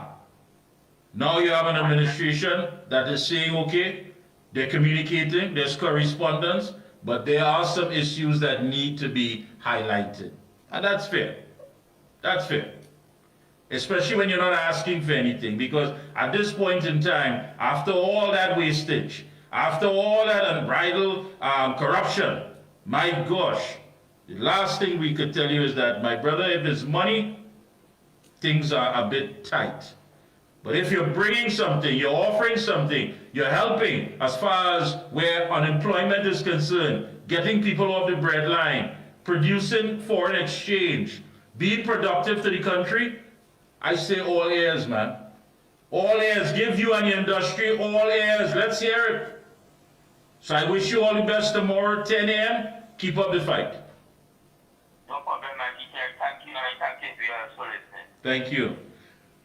Folks, the lines are open, 225-9790, 225-9790, or you can send it via WhatsApp, 494-0938, 494-0938.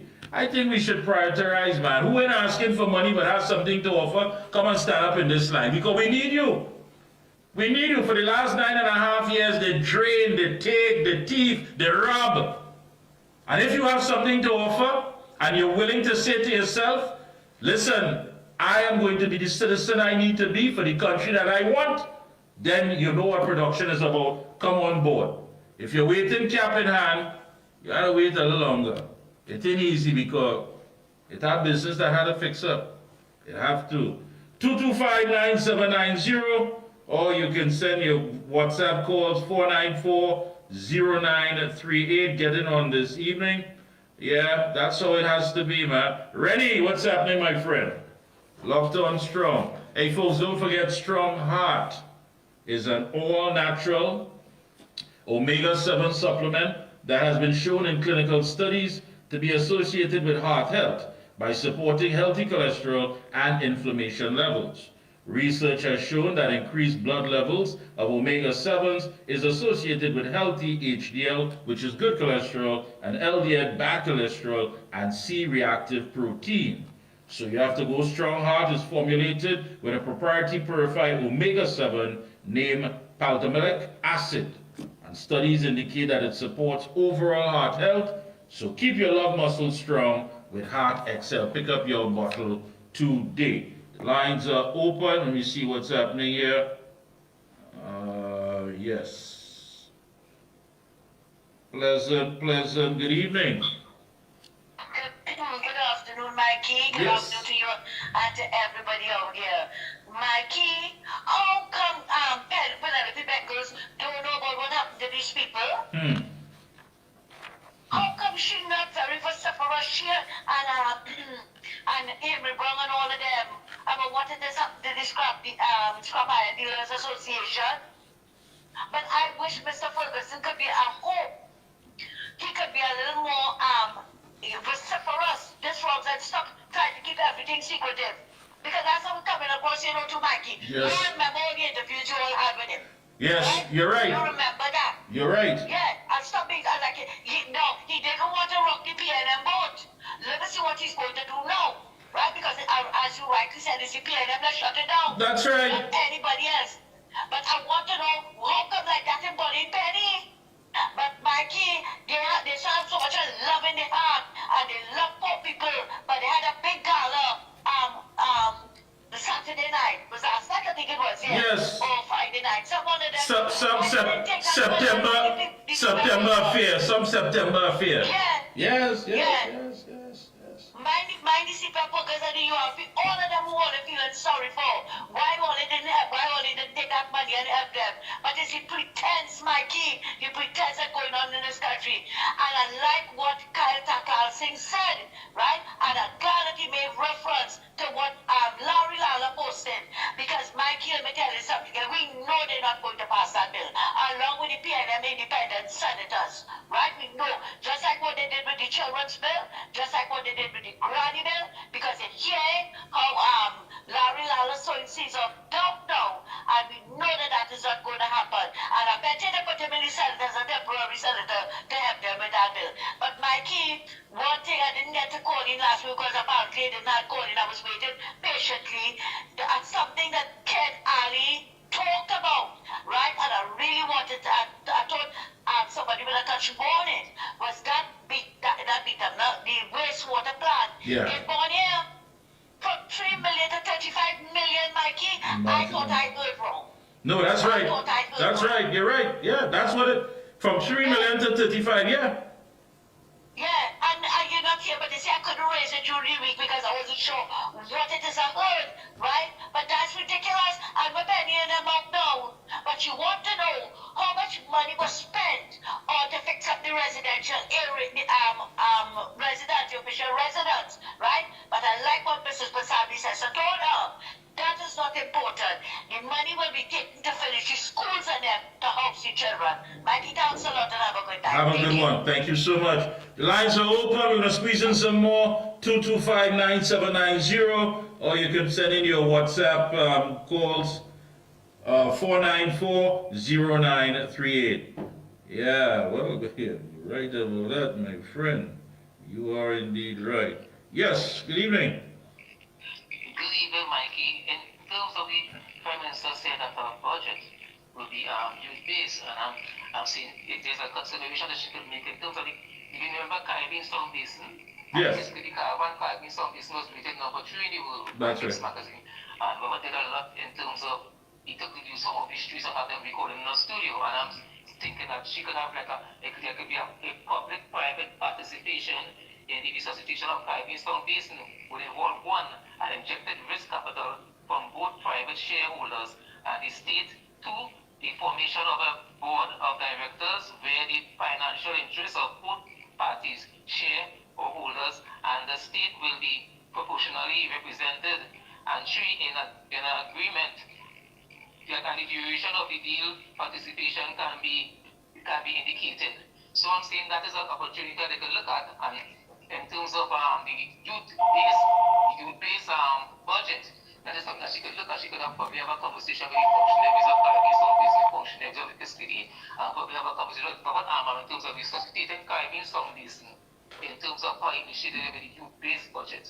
Thank you very much. Thank you so much. Caller, you there? Yes, I'm still here. Yes, go ahead. Good night. It's my first time tuning into this program, and I'm happy that you're on. I'm hearing good things so far. I don't know if I'm straying from the topic at hand because I just tuned in, but I wanted to find out who observes persons who are out on bail and committed crimes. Who is responsible for making sure that these people, if they have to go in and sign a book or whatever, because I know of people in my community who are out on bail doing all sorts of things, and they say that they have no court hearing and all of that. Who's responsible for these things? Well, the police. Hello? Well, the police. But they are not doing their Yeah, that's if they're following up, and if it is that they're enforcing the process, and you're right about that. So again, that's another part of the system that we have to look at seriously. Yeah, because that is why crime is out of hand, because the police are not acting. My friend told me she went to report her son, who is involved in all sorts of things, and when she went to find out how come he could be out on bail and doing these things, they have no record of him committing a crime, even though he was bailed out. Wow. There's nothing, no record of it in the police station. He said, so who them bail money went to? What happened? What is going on? Oh, look at that. I'll see if I can get Mr. Sturge on the next program. Okay, thank you so much and keep doing it. Thank you so much. All right. Well, that brings us to the end of our program, folks. Yeah, that brings us to the end of our program. Until next time, a lot is taking place. But again, I want to leave you again with something that we will be promoting a lot here on The Observer, and that is the question that has to be asked every day. Am I the citizen I need to be for the country that I want? We want good things. But when you go about, there's some basic things that seem to trigger a reaction that is somewhat negative. And I want you to understand something. It's not just what happens to you, but it's about your reaction. I mean, you're driving your taxi, you rather stop in the middle of the road because you're giving somebody change, or you want to have a long conversation, you don't care about the people behind you. That doesn't work. You go into a store, you go to buy something to eat, they're attending to a customer, but you feel as you're right because you just want something small. I don't want something like, and you push yourself. Come on, all of these little things. And sometimes we talk and we don't realize that there are youngsters looking on. Are you the citizen you need to be for the country that you want? Even when you travel and you return home, you say, look, I went so-and-so, and this was so organized. And if they set a bus schedule that the bus was coming at 3:15, you could look down the street at 3:12 and see the bus is going to arrive at 3:15. All of these things, you talk about efficiency, you talk about professionalism, but do you contribute it when you get here? When you're at your own home in Trinidad and Tobago? Do you give Trinidad your best? That's the thing you have to, you think that picking up a gun and invading somebody's space, kicking down the door, going through the burglar proof, is that giving Trinidad and Tobago your best? Are you the citizen you need to be for the country that you want? And if we understand that nobody can come with the race card, nobody can come to divide us, nobody can come to put us against each other, because we will understand that if we give Trinidad the best, then we will be giving the best of all of us. Are you the citizen you need to be for the country that you want? Think about it, let it marinate, and we'll talk more about it right here on The Observer. Have a good evening, stay blessed. Until next time, we continue observing and we continue with the action. Take care. The Observer.